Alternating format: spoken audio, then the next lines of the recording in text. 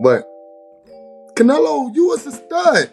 You're a little fast, short little motherfucker. You go hard. But let's see, we here to fight for our families. You beat me, you better than me. Okay, cool. Can we prove that? Now it's a reason why. And I don't know the reason why they making a decision. But how about they split that same contract with the other guys? Be your free agent that you are, accept one fight deals, go on and move on with your life because you never even know what's next. Now what? Now do you retire or do you take one of the toughest fights of your career against a young black African American stud who's been working his ass off since he was 8 years old? Do my brother put it out on the line then? So if not, then come see me. I want some smoke. I want it all, baby. Dante's Boxing Nation, what's going on, guys? So this year of boxing just continues to get better and better. We are only about a month away from a really big fight, Canelo Alvarez versus Jermell Charlo. Now, everyone was under the impression that originally the opponent was supposed to be Canelo Alvarez versus Jermall Charlo. That would make sense. After all, Jermall Charlo was the middleweight champion, or still is the middleweight champion, and he was planning on possibly moving up to 168 to fight Canelo Alvarez. It turns out Jermell Charlo just reveals that it was Jermell all along. It was never supposed to be Canelo Alvarez versus Jermall Charlo. Jermell Charlo, he revealed that he had already knew long time ago.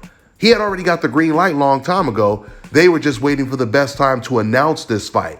It was always going to be Canelo Alvarez versus Jermell Charlo, which means Canelo Alvarez, he actually told Al Haymon and PBC that he prefers to fight the smaller Jermell as opposed to the bigger Jermall.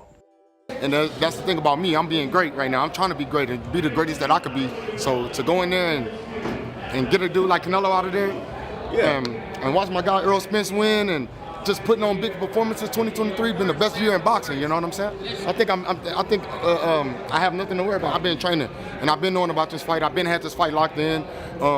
It was just a matter of time before the world got to hear it. All the people that was wrong, that's y'all fault. Y'all was wrong. It was Jermell Charlo fighting from the beginning.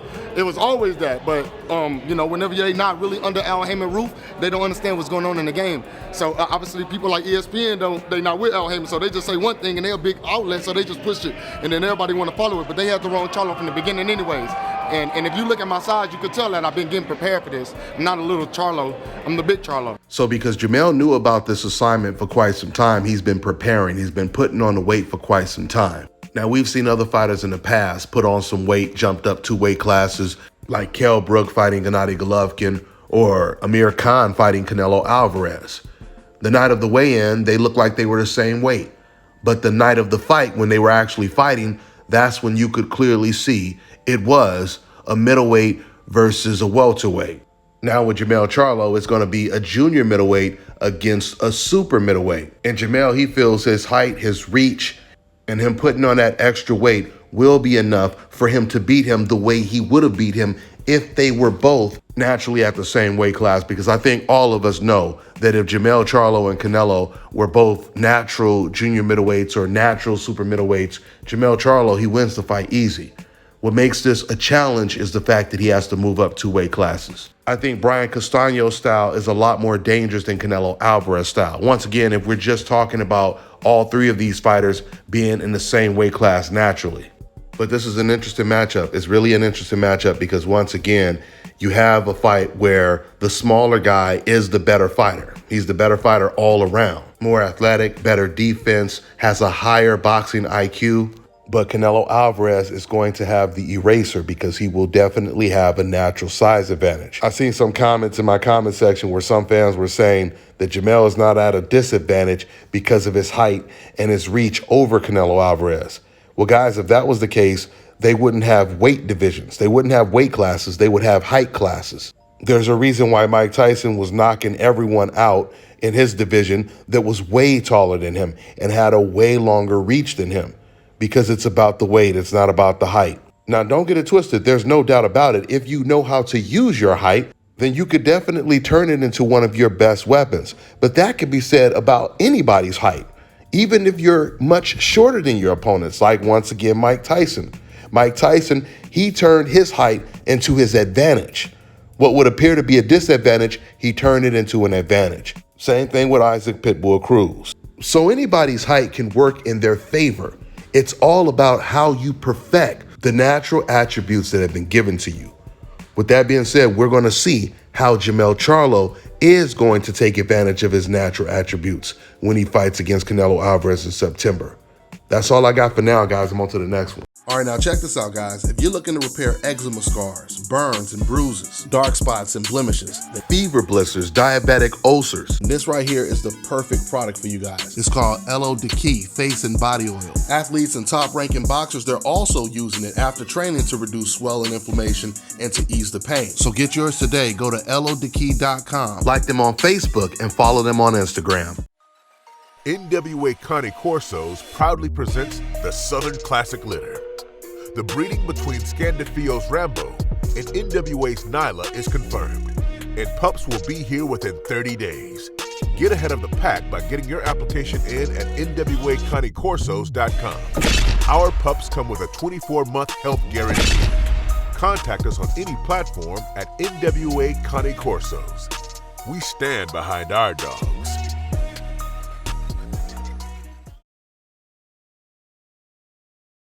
Let me tell you guys about Issa Israel Law Firm. It is a full-service legal practice based in Denver, Colorado, an emerging hub for combat sports and high-altitude training. If you're a fighter inside or outside of the ring and you need a law firm you can trust to fight for you, visit thefighterfirm.com or email help@iilawfirm.com. Legal representation is usually limited to plaintiffs or defendants in Colorado, but iFirm can help anyone in the world with trademarking their business name, logos, and U.S. immigration issues. This brother has been my attorney for a while and helped guide me through all kinds of business and civil issues, so make sure you guys go to thefighterfirm.com.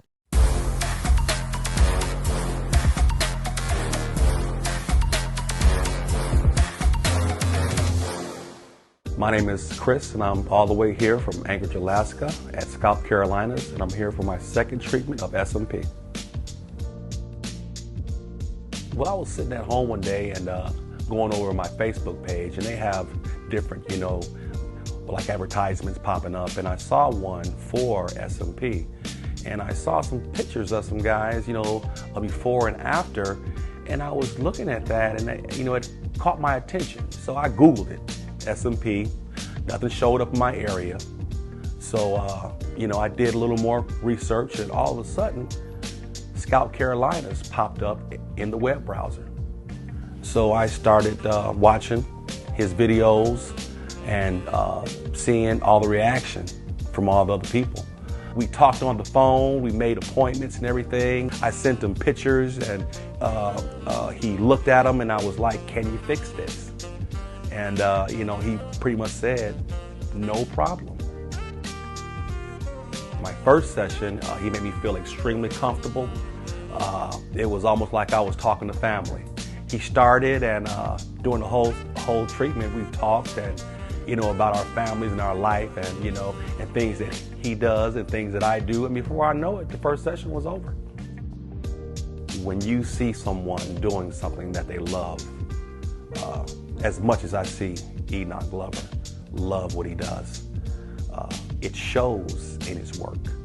I wouldn't point anyone in any other direction but here to North Carolina, Scalp Carolinas, to get this done.